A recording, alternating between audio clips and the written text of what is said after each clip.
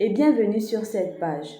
Je suis Titan Géant, conférencière, experte en communication d'entreprise et des relations interpersonnelles.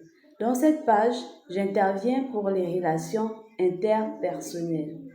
L'un des champs des relations interpersonnelles sont les relations amoureuses qui attirent notre préoccupation depuis le mois de mai. Il nous a été donné de répondre à une question, une préoccupation d'une jeune abonnée qui nous demande « Ma mère n'aime pas l'homme que j'aime. Ma mère n'aime pas l'homme que j'aime. Que faire ?» Ta maman n'aime pas ton conjoint, cette situation te préoccupe énormément. Nous allons quand même rappeler que la mère, le père, sont des êtres suprêmes dans la vie d'une personne. Tes parents sont les premières personnes qui te connaissent avant même que tu ne viennes au monde. Il y a des parents qui ont des révélations sur le bébé à naître. Nous allons entrer dans la Bible, nous allons voir l'histoire de Jean.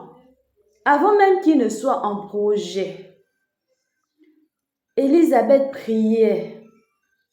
Mais elle ne savait, à un moment, elle priait, mais elle ne réalisait même pas. En fait, pour elle, elle voulait juste avoir un enfant, mais réaliser que je peux porter cet enfant, je pense qu'elle n'était pas sûre. Son mari aussi n'espérait plus grand-chose.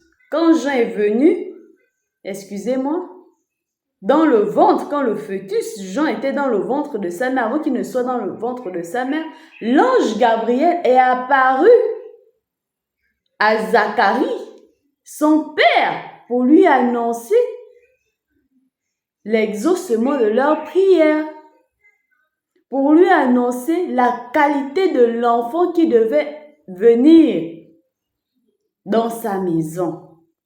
Un enfant qui devait les réjouir, un enfant qui vient apporter le bonheur, un enfant qui vient apporter la joie.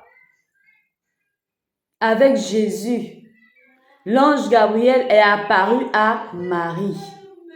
Et aujourd'hui, c'est encore d'actualité. Il y a des mamans qui perçoivent le message avant même la conception ou dans les premiers jours de la conception.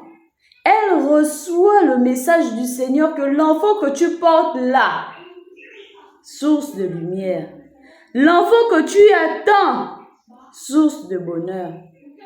Et tu penses que ta mère qui détient le secret, ton père qui détient le secret, va accepter facilement que tu te mettes avec quelqu'un comme ça. Tout le patrimoine culturel que tu as, on t'a donné une certaine éducation. Sa fille chrétienne ou son fils chrétien va se mettre avec quelqu'un qui n'est même pas de sa religion, qui ne croit même pas en l'existence d'un Dieu suprême. Pour elle, ce sera un échec. Il va falloir que tu l'emmènes à comprendre.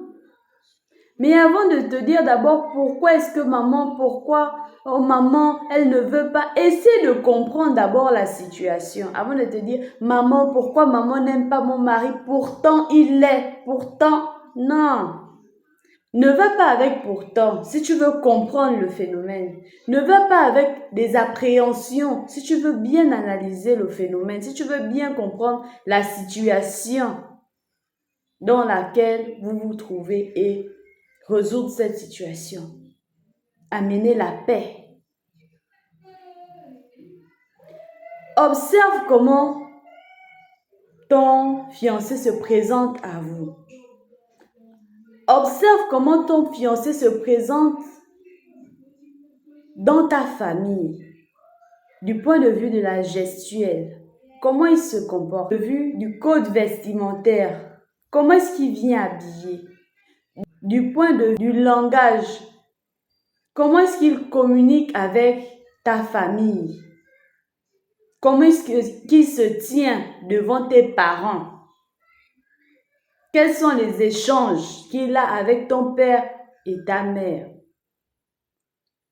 Parce que les parents ont cet instinct depuis la nuit des temps. Avant, c'était nos parents qui choisissaient nos conjoints, mari, femme. Et ces mariages se passaient bien. Il n'y avait pas de divorce. Avant, c'était l'oncle, la mère qui choisissait le mari ou la femme de sa fille. Et tout se passait tellement bien.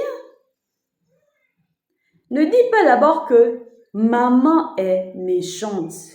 Maman ne veut pas mon bien. Mais essaie de voir avec les yeux de maman. Peut-être que le regard de maman est averti. Peut-être que maman voit des choses ou a entendu des choses qu'elle ne veut pas te dire. Après ton analyse, pose des questions à maman. Peut-être que tu vas ouvrir les yeux sur qui est réellement ton conjoint. Je vais vous raconter une petite histoire. J'ai une amie de très longue date qui à l'époque a décidé de se fiancer avec un gars que on affectionnait tant. Pour nous, c'était le beau-frère idéal. Il était sympa, il était gentil. À chaque fois qu'il venait, il s'occupait tellement bien de nous. Mais son père ne percevait pas la chose de la même manière. À chaque fois qu'il arrivait, son père disait souvent qu'il ne veut pas revoir ce gendre. Il ne veut pas revoir ce jeune.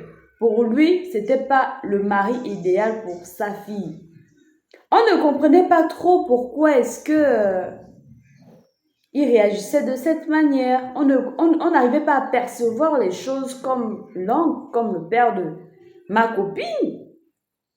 Pour nous, on se disait, pourquoi il fait ça? On était furieux. On était furieuses. On n'arrivait pas à voir les choses avec sagesse, comme le père de ma copine, mon oncle. Mais il insistait. Mais ma copine était tellement amoureuse que elle a réussi à convaincre sa mère qui a fait tout le travail avec son mari. Une fois mariée, oh Seigneur, une fois mariée, l'agneau s'est transformé en loup.